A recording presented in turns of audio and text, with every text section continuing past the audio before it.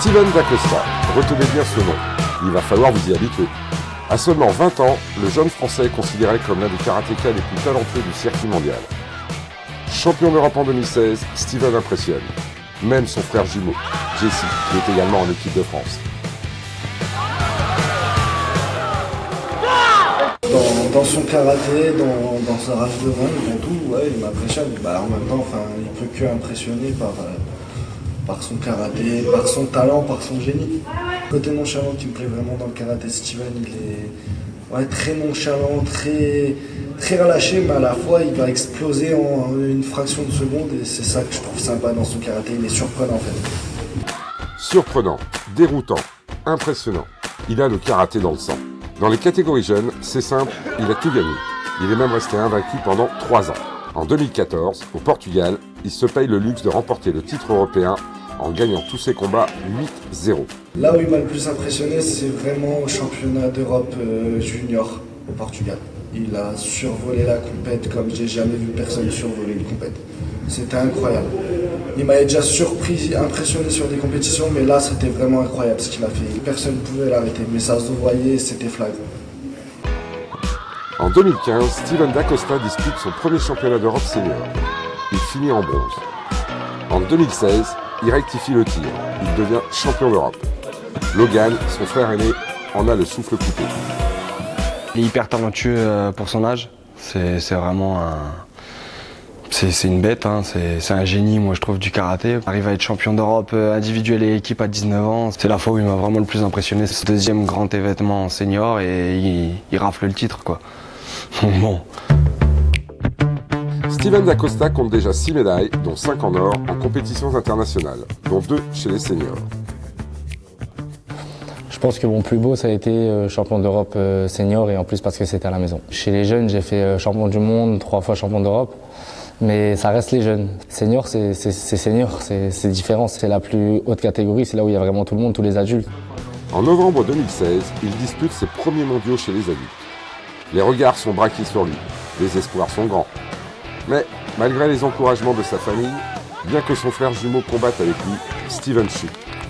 Il est dominé en quart de finale par le Hongrois Tadissi. Il doit réagir pour aller chercher la médaille de bronze. Son père, qui est aussi son entraîneur, improvise un briefing. Parce que quand je te prends la tête à l'entraînement et que tu commences à démarrer, que tu es vers l'avant, que tu démarres, on ne voit pas.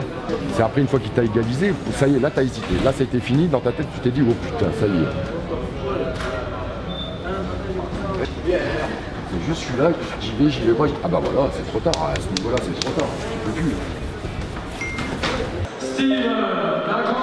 Cette première médaille mondiale chez les seniors possède un goût amer pour le jeune champion.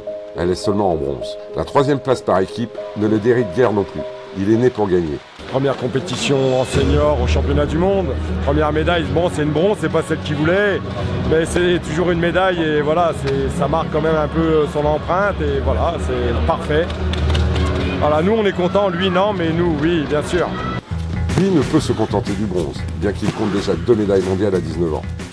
Il se remet immédiatement au travail, au Pôle France, avec Olivier Baudry, son entraîneur en équipe nationale.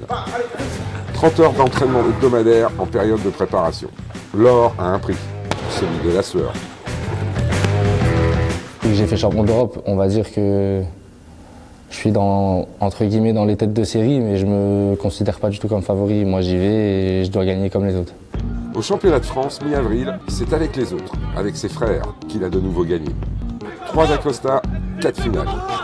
Lui est sacré en moins de 67 kg, Logan en moins de 75, et les 3 remportent ensemble le titre par équipe, avec leur père comme coach, comme mentor. La gagne, c'est pas une habitude. Je veux dire, on s'habitue pas à gagner. C'est à chaque fois, comme je leur dis tout le temps, chaque jour, chaque combat, c'est un nouveau combat. Chaque combat, c'est une finale. Et donc, on travaille comme ça. C'est voilà, c'est pas t'es champion. Non. Chaque combat est une finale. Chaque adversaire, c'est un champion du monde futur. Donc, on se bat correctement et on se bat à fond et on respecte l'adversaire et on ne prend pas à la légère. Ne prendre aucun adversaire à la légère. C'est ce que va devoir faire Steven Dacosta début mai à Kocaeli en Turquie, pour empocher un 2e titre de champion d'Europe d'affilée. Mais, à long terme, l'histoire s'écrit en lettres olympiques. Les Jeux Olympiques de 2020, c'est un rêve qui devient réalité. On a tous attendu ça depuis des années et des années. Et on vient enfin de passer olympique. Donc après, oui, c'est le rêve de tous d'y être, je pense. Mais bon, après, moi, je veux y être, mais je veux pas seulement y être, je veux gagner. Si c'est pour y être pour rien, ça sert à rien. En 2020, Steven Dacosta aura seulement 23 ans. Mais son karaté aura mûri. Les imperfections de jeunesse seront gommées. Reste à lui souhaiter que son talent fera le reste. Nous, on prend les paris.